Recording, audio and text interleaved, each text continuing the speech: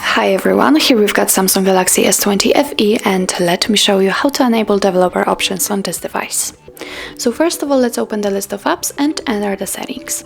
Now we have to scroll down to the About Phone, let's tap here, and now let's tap on the software info.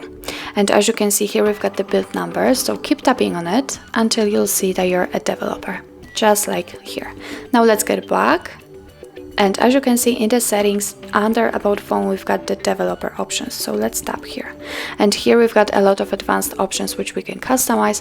We can, for example, change the window animation scale or show layout bounds, show surface updates, show pointer location, or show visual feedback for our tabs. If you want to turn on the feature, just find it and tap on the switcher right on it. And as you can see, it is immediately applied. If you want to turn it off, just get back to the option and tap on the switcher again. If you can see the option without the switcher, just like here, for example, window animation scale, no worries, just tap on it in order to open much more advanced settings.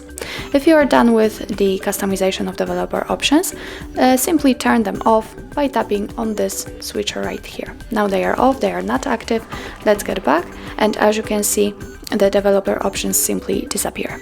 If you want to customize them again, no worries, just go back to the build number step and keep tapping. So that's all.